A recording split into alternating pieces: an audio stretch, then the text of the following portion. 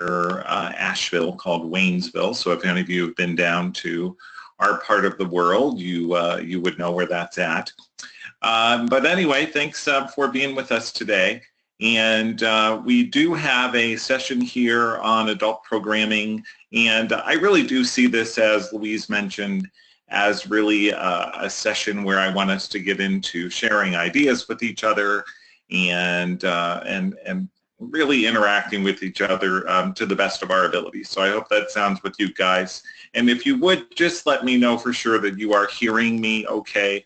I would appreciate it if you could just type something in the question area or the chat area just to let me know that, that my volume is coming through okay.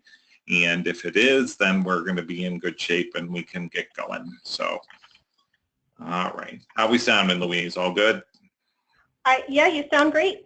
Cool. Okay, then let's go. I want to just kind of give you an overview of what we'll look at today. I'm really taking kind of a themed event approach to this. And if you have looked at your handouts, or if you have a copy of the handouts in front of you, those will come in very handy, as I will highlight some of the areas. However, there's a lot more information in your handouts that I wanted to make available to you, and I'm excited to do so. So we'll look at passive programming. We're going to look at some of our favorite online resources. And then, who doesn't like free things? So we'll talk about some free things that are available. And then with time available at the end, I'd love to hear some of what you call your GBAs, which would be the good, the maybe not so good or bad, and then awesome things that you guys are up to. So that is how I see our hour going. I would love it if you guys are very busy communicating with each other. And feel free to share each ideas with each other as we are going through the program today, because I'm sure you got great ideas, and I keep learning new ones as we go. So first of all, with regards to just some inspiration here, there probably are tons of different groups that you are finding to be helpful, and also just internally as well. But here are some of the things that are inspiring us in our adult programming and the different things that we're doing. If you want to add some of yours in, please feel free to do so. And if you put that in the question area, then certainly only Louise and I would see it. So I think we'll want you to probably put that in the chat area for availability there. I'm going to give you more resources as we go along. But certainly I've got a favorite Facebook group. I'm guessing you do as well. And then there's lots of other good ideas that are out there. And let me add real quick to a big shout out to Cindy Church at the Library of Virginia. Cindy and I actually have been partnering on doing programs for libraries with adult programming. So a big shout to her. And I'm also a big fan of Amy Alessio. Amy's content is just wonderful, and I love it that she puts out some of these things that we can share and borrow and talk about. So thanks to both of those folks as well.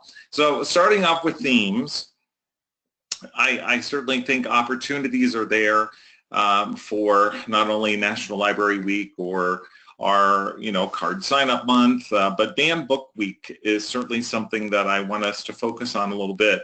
I've got a slide that I added in here because I was getting, my listservs like you guys do too. And information has come out about the Freedom to Read Foundation 2017 Banned Book Week grants. And I wanted to make you guys very aware of this because time, as you can tell, is a little bit short. Your applications are due on May 12th. So if you are going to be getting involved in Banned Books Week, there's some grants out there, and from what I remember in reading the grant, it's a lot of materials that they are sending you, and that's okay. So I hope that'll help you guys if you are looking at some Banned Book Week ideas, and knowing that there is grant out there that would be available. Other things that I just had listed in your handouts had to do with thinking about the One Book, One Community. Looking at any special events that may wrap around your library. Do you have a an important anniversary coming up? Is there something big going on in your community that you would want to be aware of? And then also remembering different events and people that may be commemorating something in your community in this year. So those to me are all good ideas to think about with regards to really specific library-wide events, and I'm guessing you could add some to that list as well. And once again, feel free to do so if there's anything that's coming to mind that you would like to share on that. With regards to artistic adventures, I know we get a lot of mileage in our adult programming with regard to different types of art, types of activities, and certainly I've got some to share with you today as well. So let's take a look at some from my list. Once again, if you do have the handouts, you're going to find that there are more ideas that are available there for you. I will tell you that Trash into Treasure has been really big for us, and we continue to have really good attendance on programs that are kind of following that type of a thinking. You know, just I love the pull tabs picture there that I have on the slide. And one that really intrigues me, well actually two on this list that really intrigue me are meet a new hobby, and I love the phrasing on meet a new hobby. I'm not sure what you guys think about that, but I love that meet a new hobby, not like try a new hobby or, you know, new hobby program, meet a new hobby. It's kind of like almost like dating or something. And then I love the idea of making something from a how-to library book or DVD, and how we could just tie something in from our collection right into some of our programming. And I thought, very clever. And these ideas that I'm sharing with you, I have gathered from many, many different places, and I'll share some of those resources with you as we especially get into the latter part of the hour here. But really good ideas that are out there, and I think certainly for all of us things to build on as we continue to put some of our things together. If you're talking about crafts, I certainly think retro crafts are something to consider for your programs.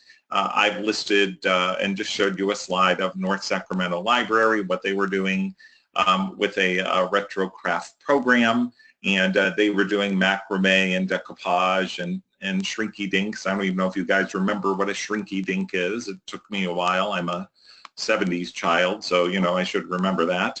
Actually kind of a 70s teen, I guess. But anyway, retro crafts and some of the things. I love quilling, and I'm actually finding that it's not only me, but there tends to be a lot of people that like quilling as well. So I would certainly put that one on your list of consideration for a program that you may want to try, and having someone teach them how to do it and make different things. Some of the other ones that I have listed there, scrapbooking is very big. In our area, origami and the 3D paper crafts tend to do very well. I love the pop-up books, and I wish there was more we could do with those as I think about some of the things that we have in our collection and what we're doing here. I look at also some of the other notes that I put on your handout with regards to a Get Crafty night was listed here as an idea, and they call it Get Crafty at MPL, and they're doing Pinterest crafts. My daughter, who is now 22 years old, continues just to amaze me at the different things that she finds on Pinterest and then creates them, and she especially loves Halloween stuff. I guess that's one of her big passions in what she does. So think about retro crafting and think about some of the possibilities about really what your community, what your patrons may be interested in, and see how you are weaving that into your programming and what's happening from there. I'm also a big fan of anything with pets. I'm hoping you won't hear my pet barking in the background today. We do have her upstairs, and the gate is in place. But I have an example. Certainly pet parades are very popular. I was in Ohio a couple weeks ago, and I was doing a face-to-face version of this program for a half day. And one of the ideas that they shared that I thought was absolutely brilliant was a make your own pet first aid kit. And this was being done by one of the libraries in Southeast Ohio. And what they did was they have partnered with a local veterinarian, and the veterinarian comes in and talks about the different items that you would want in your kit, and they have those items available, put them all together, and you know, if you're a pet owner like me, a lot of times I may not think about a pet first aid kit, and this has really turned out to be pretty fun. So think about that idea, and look at who you could partner with in your community. Maybe it's not even a veterinarian. Maybe it could be someone with a local animal shelter or something along those lines. But look at your pets. Look at the different things that we could do. I've given you a list and some other ideas there. I know that that especially in Ohio, we talked a lot about the programs where they were making different toys and different blankets, and they were donating them to the local animal shelters, and that also was extremely popular. So consider that. People may find that something that they do want to be a part of and donate to. I'm a lover of decades, and so to me it's very exciting that we get to talk about decades, and there's programs we can do around decades. And I've got the McConnell Library Stress Buster, Can You Dig It Back to the 70s, and their promotion that they were doing through Radford University. And, you know, it can be as simple as pet rocks and peace pebbles and a chair massage, and these are all things that that they were offering as a part of their Back to the 70s. I think there's a lot to explore here, and a lot of great ideas that we can run with if we look further into our decades. So let's talk a little bit about just some of the areas that you could explore for your programming. Certainly, I think fashion is one. Who doesn't like food? So food. Music is one that is really near and dear to my heart right now, and I will talk with you about that a little bit more here in just a little bit. By the way, do you guys know, and I'm guessing you'd have to put it in the chat area if I remember right in go to here, but can you identify the decades that are represented here by the clothes and the food? Do you know what decade those clothes are from, and do you know what decade the Jell-O ad is from? I'd be interested to see if you guys can figure that out.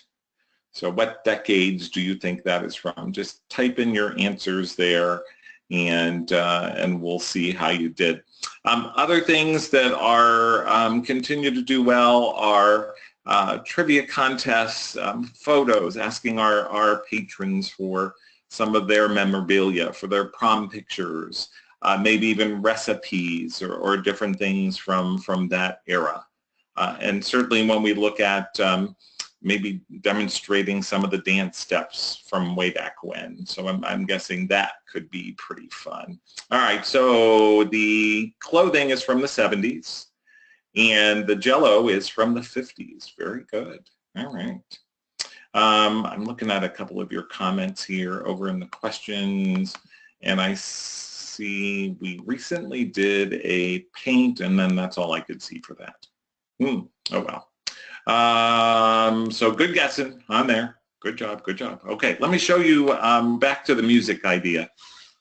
Tomorrow I actually have a meeting with an adult programming librarian here in our area, and we are going to discuss the idea of doing a Name That Tune promotion through a local restaurant here, and teaming up with the library. And one of the things you guys don't know about me is that, oh my gosh, it's been a while now, but in the 70s and 80s, I was a disc jockey and did DJing on radio in Ohio and in Florida, amongst other places. And so I kind of have just rekindled this passion for music, and I think it would be a great tie-in with our library and our restaurant here to offer people a chance to come out and kind of relive their music memories. So real excited to give that a go, and real excited for our meeting tomorrow to see where the library is at here locally, and I'll let you know what happens. Hopefully it's something that we can really use and take off. But let's go into the decades real quick before I get too far out into DJ world. 1950s ideas that we have seen libraries doing, and some that I'm just totally like, oh, I want to do that. And one of those that is really an I want to do that moment would be this soda fountain mixology class. That to me just sounds like so much fun that I just want to look that up and see how that would happen. The Korean War Library Luau, I saw a library was doing, and I'm still having trouble connecting the dots on that one. I don't know. I guess, obviously it's working for them. But a history of Billboard hits of the 50s could be kind of fun. And by the way, we are proposing with the library that we actually do like one Name That Tune trivia night each month. And we are going to actually do a kickoff next week without the library, just because we want to try it out and make sure it works. But we're going to do 70s to start things. Just to give you an idea. 1960s, by the way, what was October Sky? Do you guys remember what that was all about? Type in your answers. Tell me what you remember about October Sky, because this was really big in that decade of what was going on in our world and in our country. And it was a book and it was a movie. And yes, it was about the boys. You were in 8th grade. It was about boys that built a rocket. And of course, the government didn't like that, and they kind of got in a lot of trouble. However, it makes for a fun program, and it makes for fun programming ideas when we think about what we could do with rockets and other things like that. So maybe keep that one in mind. I'm not really big into, but I'm seeing this done, and that's why I put it on the list here. Like the anniversary of different assassinations of people. I struggle with that idea. I don't know about you guys. Maybe I just don't want to highlight death. I don't know. But tie-dyeing, certainly great music of the 60s that certainly may give you some ideas. I think we just recently had an anniversary of Woodstock, I think I was reading somewhere. Amongst my many different ways of reading that I like to do. I really thought the whole thing of cooking in your van was kind of weird, but maybe that describes the 60s. Cooking in my van. And there's a picture of somebody cooking in their van there. Easy gourmets, cocktail parties. And I'll tell you, in Ohio, we had a great discussion about designing your own bomb shelter. And, I thought, okay, this is really kind of bizarre. Rachel says dead people fill programs. And I was looking at, this design your own bomb shelter, and it, oh my gosh, what was the name of the town? Jackson? I think it was Jackson, Ohio, in Southeast Ohio. They were recently featured on NPR because somebody has decided that they were going to build, in essence, a self-sufficient bomb shelter type of apartment deal for the wealthy. And, here it was in the middle of it. And Southeast Ohio, I got to tell you, there's not a whole lot going on there as far as population or even, it's small and rural. But here they have this. And it was, I believe, like, $1 million to get even into this complex, but it uses hydroponics and it's all self-sufficient, and they could live in there. I believe it was like 40 years before they would run out of the supplies that they had. And so we got a big kick about talking about designing your own bomb shelter and what's going on with that. If you remember the 70s were very much, we had the energy crisis. And I certainly remember that very well. And so I thought a great tie-in with that would be to consider talking with people about how today, some 40 plus years later, that we can help our patrons and help our community save energy in their home. Retro game nights, certainly I think a fun idea. And erector sets and tinker toys, wow. I was shocked that a library actually did a history of Tupperware program and that it actually was very well attended. Where are you guys at on a history of a Tupperware program? Would that be anything that would really motivate you or get you excited? I mean, I didn't find it for me, but hey, who knows? Actually, it did actually make me go look at the history of Tupperware and, you know, and actually find out where it was made and all of that. So that was kind of interesting. I'd love to see you guys do something with Saturday Night Fever moves and have people come in their 70s dress and show us some of the things they do. I was in Maryland yesterday, Southern Maryland, and I was doing a face-to-face program on customer service, and it's called Don't Eat the Red Frog. But we got into a discussion about some of the adult programming that these folks were doing during a break. And one of the libraries was telling me that they were having live owls were being brought in for an adult program last night. And their concern was that the room, which held 100 people, was not going to suffice.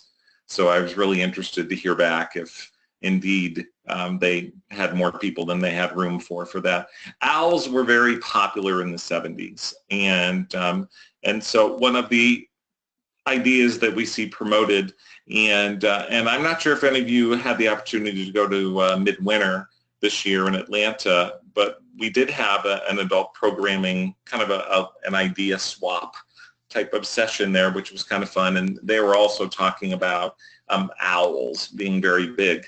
I like the idea of tying in two ideas together, and so I was very captivated by the old emergency TV show, and then tying that into something like CPR training or some other type of training that we could give people. And so look for combos is my suggestion there. Look for ways of bringing more than one idea together and maybe putting that into a program type of idea. Good Pinterest ideas. I've got the link down there for you. I know that Louise either has already sent out my slides for you or she will be doing so at the end of the program. So look for those. Oh gosh, a couple weeks ago, no, about a month ago now, the Good Morning America people were doing this whole big thing on the 80s are back. And I thought, oh, okay, the 80s are back. And, you know, what does that really mean? And they started to talk about the music of the 80s and different things. And so I started to look at, well, what are some of the things that that we either could do or some of the ideas that are out there for the 80s. And once again, I have included these in your handout, but I really found it quite interesting that, you know, the 80s indeed are back. So there's some of the ideas to throw out there. A lot happened in television in the 80s, including MTV being launched and the Weather Channel being launched. I have a good friend who says that the Weather Channel is MTV for older people, which I find kind of an interesting thought. I do love the idea of just, you know, more passive programming would be just promoting a best of the 80s best-selling authors, and I've given you a list of some of the authors that were huge in the 80s. And if you guys remember leg warmers, well, that was Flashdance, and that really kind of kicked off the whole leg warmers movement. And we could actually, I guess, ask our patrons to bring in their leg warmers all different sizes and colors and different things like that. That could be kind of fun. All right, so those are some of my decades ideas. If you have any to add, please go ahead and put them over so that everyone can see them. And we'll keep on trucking here. Superheroes is where I'm taking you next. This just is huge in our area, especially the live action role playing where people get to, well, they get to act out their favorite superhero. And that just seems to do really, really well. I got a couple ideas that I love here that I want to move on to. Comic-Cons are certainly fun, and they're a lot of work, I may add, onto that as well. I'd be interested to see if you guys have done any Comic-Cons at your library and kind of what your, well, kind of how that went for you. And if you want to put that over in the questions area where I can see your comments, that would be great. But Comic-Cons, we recently had one here in our area at the library, and it was massively successful. The numbers of people, I think, surprised all of us and to who was coming and how many did come. I got to tell you, my favorite idea on this list is by far, it's got to be superhero genealogy. And when I looked at this at first, I thought, you know, would people really care about that? Oh my gosh, they love it. Your county had a Comic-Con, okay. So the superhero genealogy, where they go back and they do the genealogy on their favorite hero, and we put that all together for them. What a fun idea. So that one I like, and I don't know, challenge you to run with that and see what you think as far as that goes.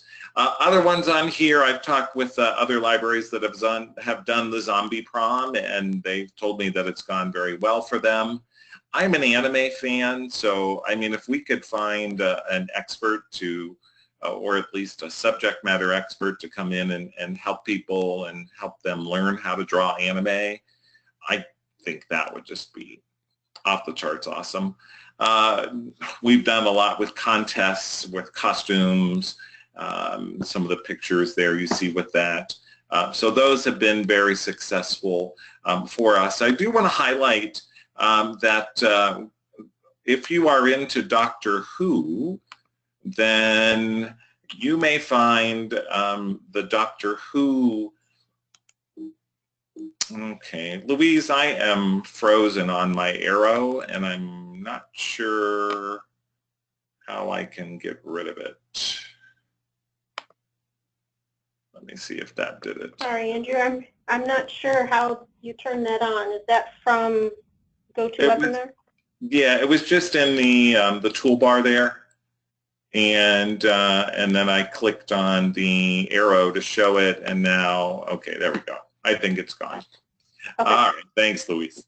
Want to remind you guys that Titan Comics, once again through one of the listservs I got, is doing a big Doctor Who Comics Day, and this is going to be on September 2nd. Check out, they are offering some different resources for us, for libraries, to make our own Doctor Who Day. So if that is something of interest for you, I would certainly look at what you may want to do for Doctor Who. It's really interesting. It's very big, especially I find with like my daughter's age folks. So I think that's enough superhero. Louise, I see that Bob has a question, and once again, I'm not getting the full question. I'm just seeing what is the best way to, and then I'm being stopped there. Sorry about that. He had asked, what is the best way to find anime artists? And another person had commented about asking teens, teens in your library, if they're an artist or if they know someone. And then I put that question out to the audience too, to see if anyone else might have a suggestion. But do you have a suggestion on how to find anime artists?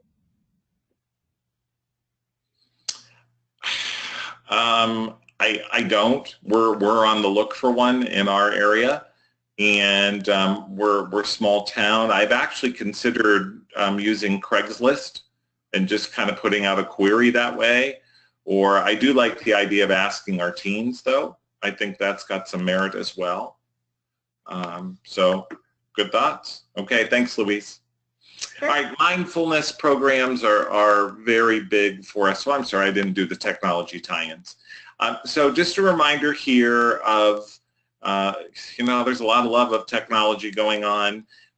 Many libraries got involved in Raspberry Pi for Pi Day, and Raspberry Pi, if you do not know that, is a software, very popular, and that was a lot of fun. I know that there was I have a lot of tie-ins with my Florida folks where I lived for a lot of years, and one of the consortiums down in Florida actually had a whole big program of working with Raspberry Pi and doing that not for the patrons but actually for library employees. So I thought that was a lot of fun. Virtual branch scavenger hunt idea was put out there. Old-time photos, travel photos that we could then use a green screen and costumes and have a lot of fun with that. And certainly, all right, the classic video games.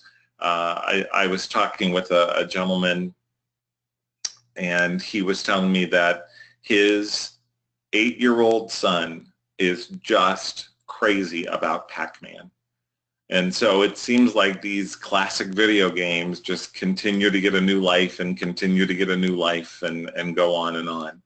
So, all right, mindfulness is my next theme or certainly topic area that I'm finding a lot of good things are happening. A lot of libraries are very involved in yoga or some type of classes already with mindfulness, and from what I can tell, this continues to be very strong. Do let me know if you guys are doing anything with this mindfulness topic, and I'll take a look at your comments here. Frugal living, I thought, was very interesting and something that our library might want to explore. Self-defense has been good. I also know decluttering has been a very popular topic.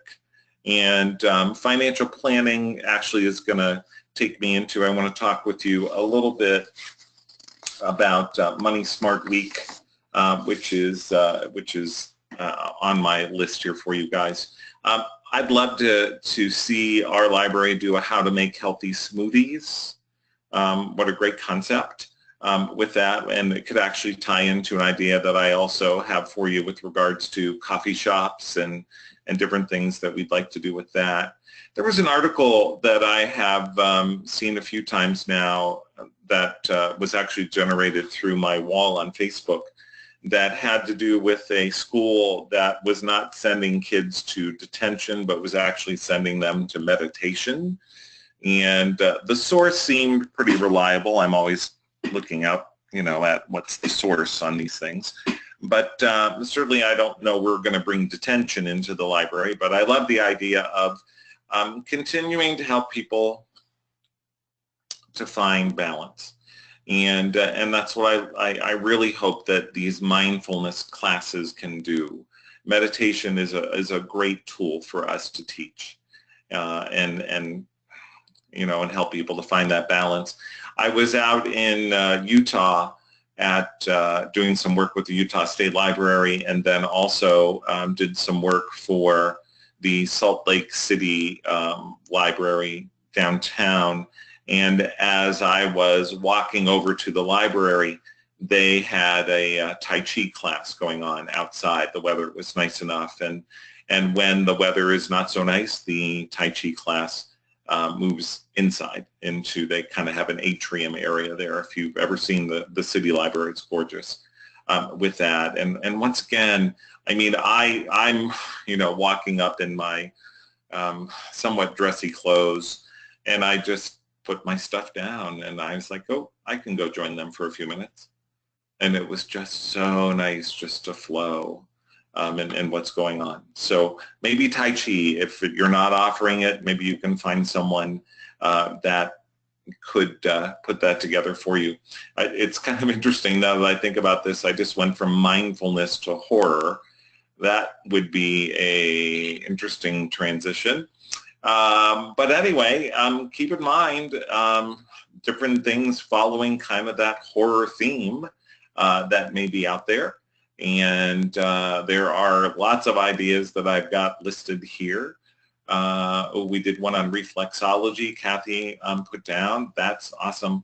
My wife is actually a naturopathic doctor in town here, and she has put on different classes on herbology and reflexology and different things like that. So if you can find any natural health practitioners that would be interested, and especially my wife teamed up with a local farmer, and they did a whole thing on different edible herbs and different edible plants, and it was very well attended with that. All right, back into horror. Oh, the horror, as we like to say. Duct tape or toilet paper costumes seems to excite me for some reason. Finished the scary story contest or flash scary fiction types of things. So lots of ideas I think that we can run in the horror genre. The Walking Dead stuff still appears to be doing well. I'd love to see us do something outside of the library with like a campfire or s'mores. Those seem to be popular with people. So there are some other ideas there that are in the handouts if you want to take a look at that whole idea of horror. And I'm sure you guys have some great ideas that you could share as well. Ghost tours are one of the things that I know some of the libraries have been involved with. I don't know about that one for me, but that's okay. Money Smart Week, you know, here it's coming up in just a few days, so this may be something for you guys to think about for the following year. Or let me know, just yes or no, if you are doing anything with Money Smart Week right now, and if you have anything you're doing and you're going to share, that'd be cool with that.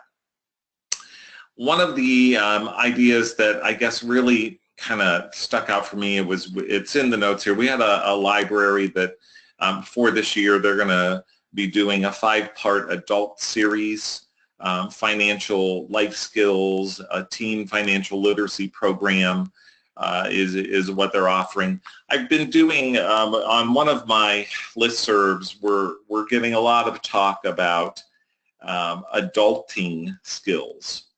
And I'm not real wild about the title. I don't know how you guys are with, you know, and this is to help our younger generations that apparently don't have a lot of the basic adulting skills, quote unquote, cooking, sewing a button, doing those different things. And I think many libraries are seeing this as an opportunity as well as, and this ties into certainly helping them with budgeting. I just recently talked with my daughter about budgeting, and it was like I was talking with her about moon rocks. I mean, there was no connection there. She's like, well, why would I do that? You know, and what's a budget? And I was like, wow, okay, step back, breathe. And so I did. And so anyway, those could be good ideas. And you know what? You could run this outside of Money Smart Week. We don't have to just have it under that banner. However, you know what? Money is important. And people are looking for ways to either invest or take better care of their money. And so I would look at any ideas that you could really kind of grow within this theme and what's going on. One of the libraries, and I noted that on the last one here, was holding a 4-person panel forum with young women entrepreneurs, and I thought that would have probably been a really cool program. Jessica has noted over here life skills, and maybe that's instead of adulting skills.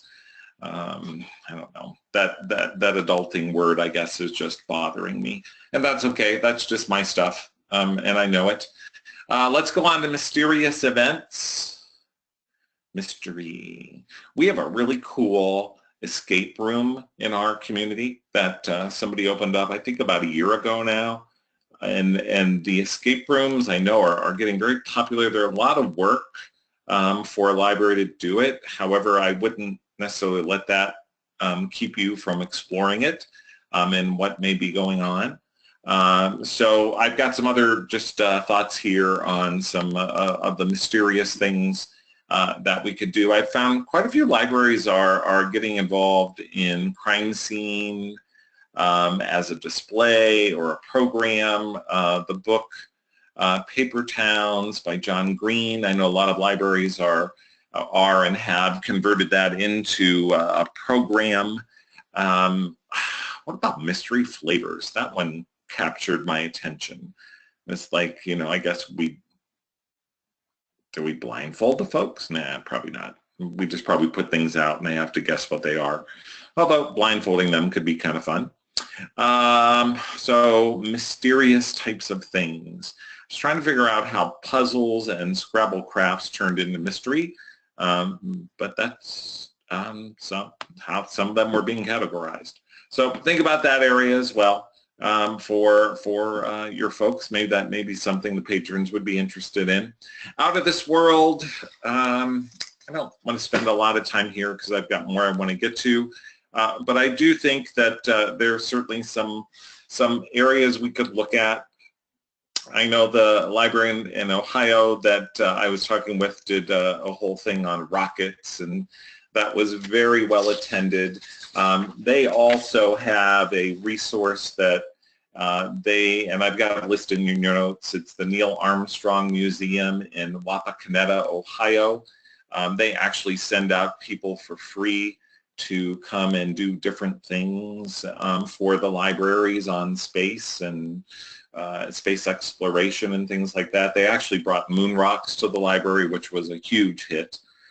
So not sure if they would travel to Illinois.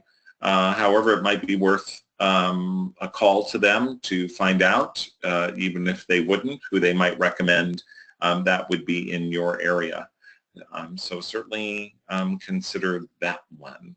Library of the Future movie contest. That also seemed kind of interesting, and you know, we could go into Star Wars and Star Wars Legos and all types of things there. Last area on themes I want to highlight is cooking and cookbooks.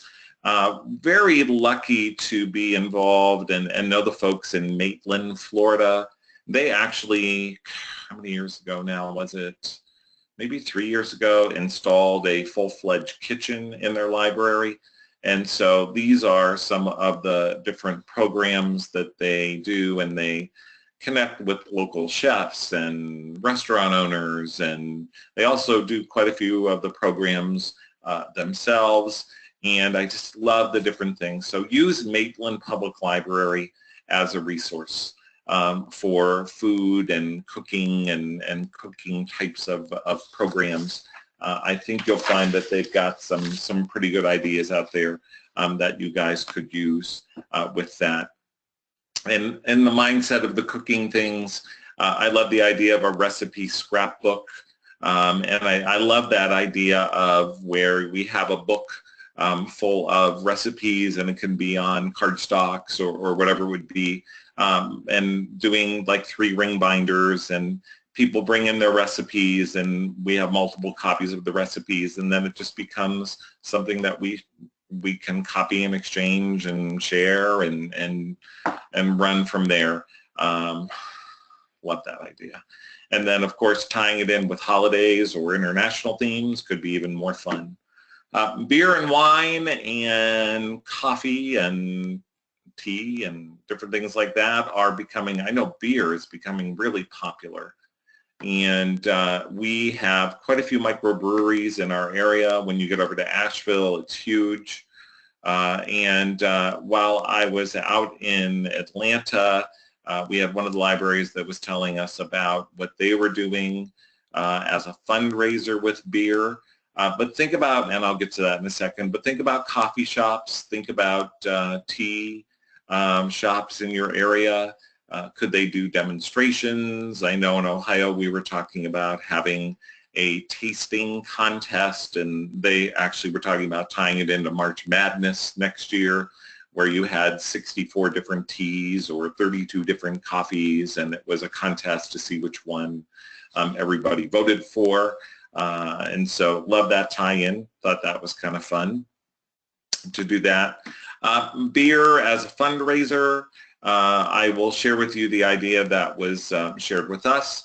And this actually was where the local breweries, the even people that just made their beers in their own home, they paid a $50 entry fee to come in and to, in essence, put their beers into this contest, and then the people came in to taste the beers, and I believe that they made a donation, and then ribbons and different prizes were awarded to the beers that were given the best of the best.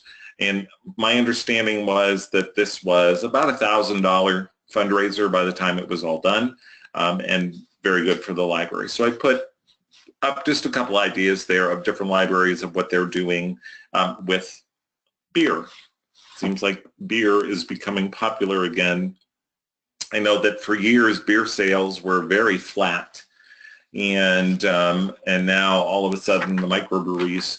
As a matter of fact, we have a local brewery here in town that I just found out that Budweiser, the big company, is actually picking up one of their beers, and so this small microbrewery now is, breaking land and going to be putting in, a whole brewery in our town. So pretty interesting times. Passive programming, just a few ideas here for you to consider. One of my confusions in passive programming is that I'm not sure, well, how about this? I think it's defined differently by different organizations. So what I may consider passive, some people may not, or however that may be. Puzzles are big, continue to be big, whether it is you are actually having a puzzle night where people are coming in, that would be a little bit out of passive, but just having puzzles out for people to do, it's amazing how people are attracted to puzzles. I'd be real interested if you could figure out the answer to the number that goes in the question mark. And I know that I have to watch my time here, but anybody want to make a quick guess on what that number is? These things are fun. They're brain types of teasers, and certainly different ways for people to engage themselves and to engage each other with that. Anybody have a number they want to put in? I'm not seeing any numbers. Do I need to give it the answer? Thank you, Penny. It's not 2. Joyce, it is 4. Yes. Very good.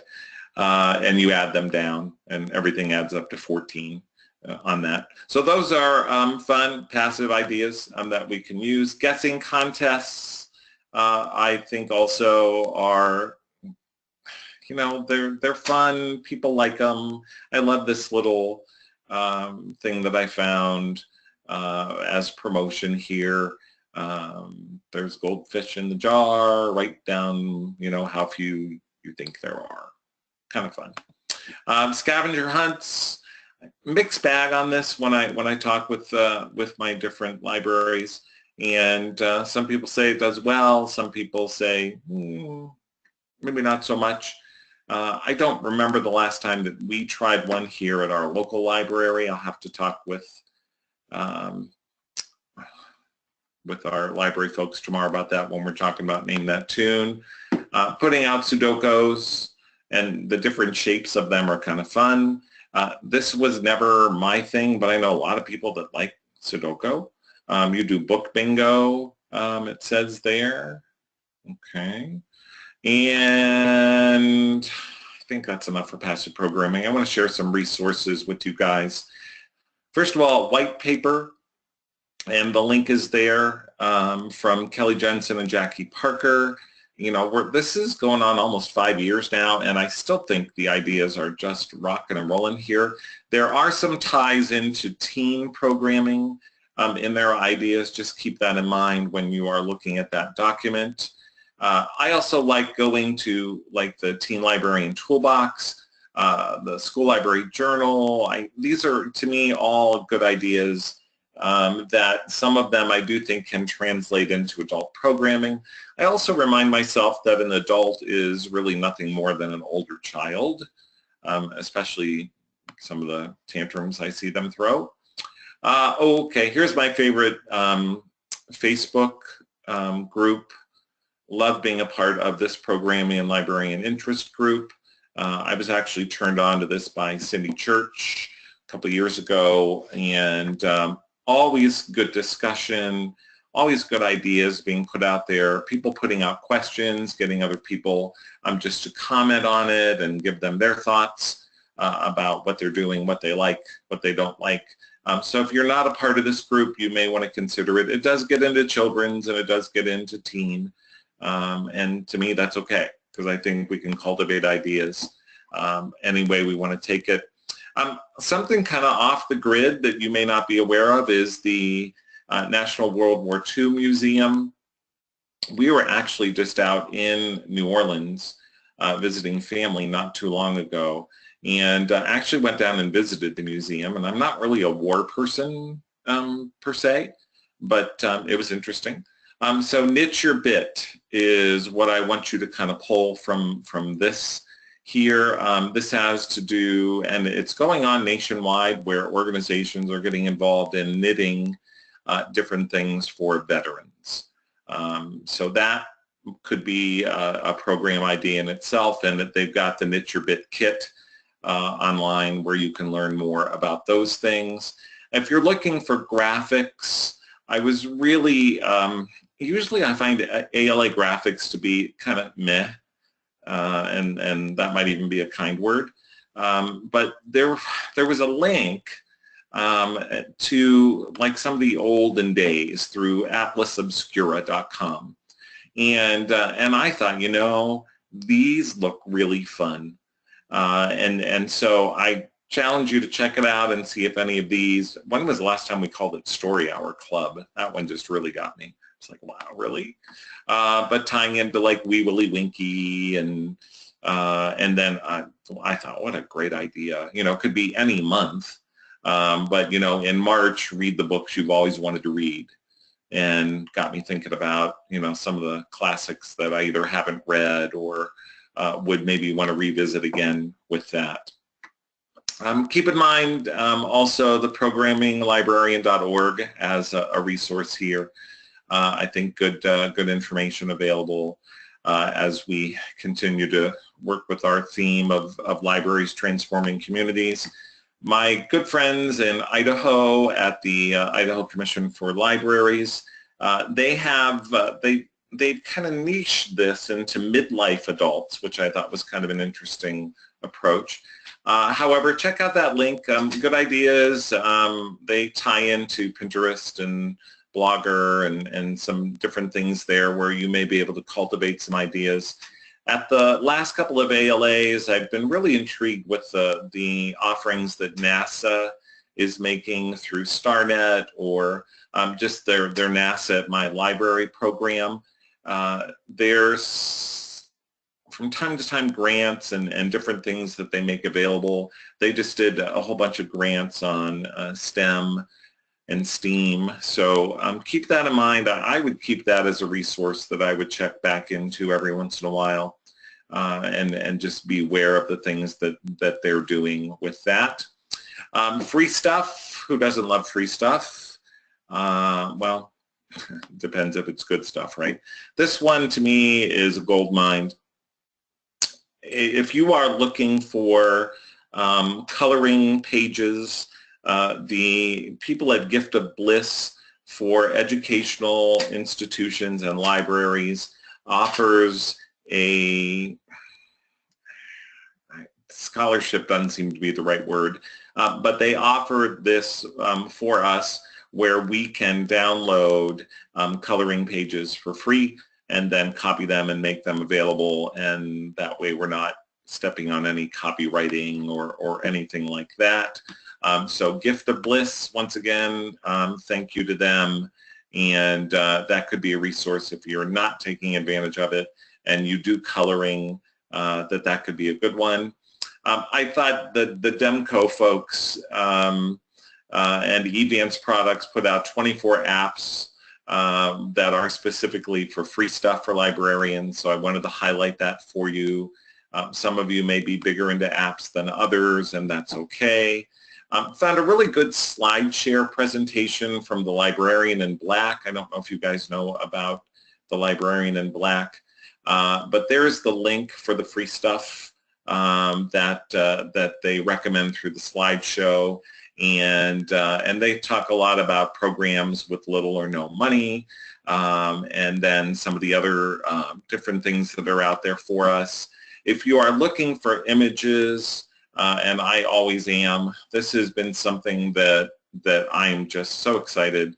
I believe it or not, the USDA, of all organizations, is putting out a lot of royalty-free images, and also the Met, Metropolitan Opera, has put out a lot of free photos.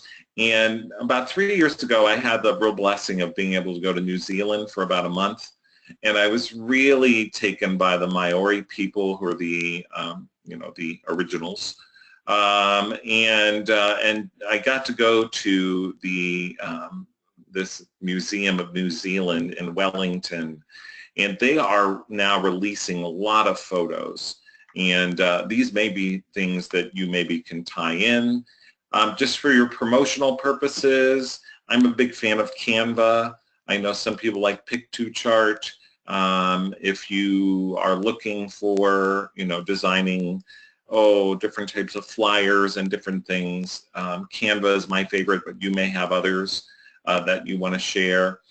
These were things that the Ohio folks shared with me as well of free things, or they can be free. Some of them you can upgrade to more of a premium, but they love Morgfile and FreePick especially. Seem to be very good for them. Remind is a service that helps you to send out reminders to folks about different things that you are doing. And I was hoping here that just in our last minute or two, that if you have any ideas that you want to share, if you have any links or resources that you want to share, or any of your favorite free stuff, that you could share that over so that we could put it out for everyone to see. But at this point, I am going to put up the thank you slide, and I'm going to bring Louise back in, and we'll look at any questions and wrap it up. Hi, Andrew. Thank you so much for all of that fun and interesting and good stuff that we can use at our libraries. Very helpful. I was keeping an eye on some of the questions. I'm sorry you couldn't read them, but not so many questions. That we had some comments that I'll share while people are typing in their suggestions. But one library had a paint party that was really popular. They called it Drink, Read, Love, which is really cute. Another library did, I think it was a park out on the green for teens and adults. I don't know exactly what that involved, but if it was outside, I bet that was fun. Let's see. When you talked about Comic-Con, I know a lot of libraries in our area are doing Star Wars days or Comic-Con, things like that. So we had a couple people share events they had, like free comic book day. Another library has a PopCon coming up. It's a popular culture convention that they're going to do in the fall. And that sounds like a lot of fun. Let's see. Oh, what somebody else said that they do a BBC and tea program where they watch an old BBC mystery and have popcorn and tea. I'd like to attend that. You saw the book bingo and movie bingo, and I think that's about it. And then one person shared a link. I'm going to copy it and post it in the chat. It's chicago.freepress.org. freespeakers.org. So it must be a place to find presenters for your program. Excellent. And somebody else is having an Australian tea party next month. So great ideas.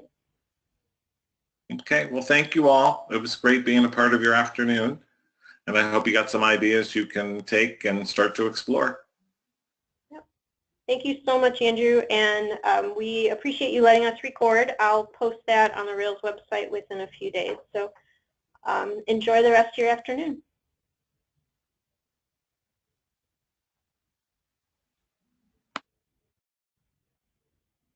Take care, everybody. I'm going to end the webinar now. Bye.